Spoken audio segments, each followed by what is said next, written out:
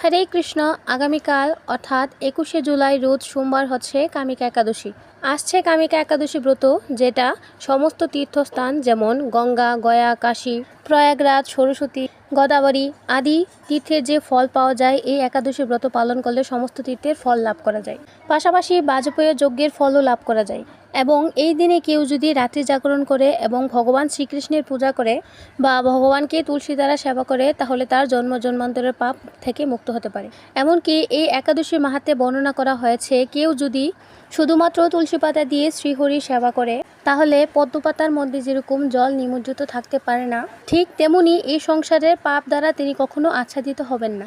এমনকি মহামূল্যবান রত্নাদি, গাভীসহ গোমাতা দানের যে ফল, সেই সমস্ত ফল তিনি লাভ করবেন এই কামিকা একাদশী ব্রত পালনের মাধ্যমে।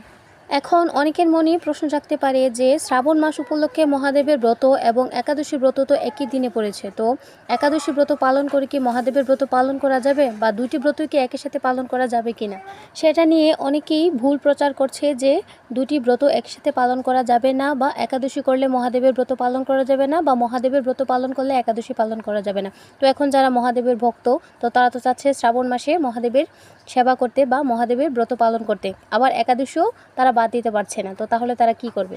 তো তাদেরকে বলছি যে তারা একই সাথে মহাদেবের ব্রত পালন করতে পারবে এবং একাদশী ব্রত পালন করতে পারবে। তো তাদেরকে বলছি যে আপনারা একাদশী ব্রত পালন করতে পারবেন এবং মহাদেবের মাথায়ও জল ঢালতে পারবেন, কারণ মহাদেব নিজে, দেবাদিদেব মহাদেব, তিনি নিজেই ছিলেন পরম বৈষ্ণব, যিনি নিজে সমস্ত ব্রতাদি উপদেশ এবং এই একাদশী ব্রতের কথা তিনি নিজেই বর্ণনা করেছেন। সেটা আমরা অনেক একাদশীর মাহাত্ম্যই জানতে পেরেছি। তো সেখান থেকে আমরা মহাদেবের উপবাস ব্রত পালন করতে পারবো এবং একাদশী ব্রত পালন করতে পারবো। সকাল সকাল মহাদেবের মাথায় জল ঢেলে তারপর সারাদিন আমরা ফল প্রসাদ পাবো। এমন তো কোনো নিয়ম নেই যে মহাদেবের ব্রত পালন করলে আমাদের অন্নই গ্রহণ করতে হবে।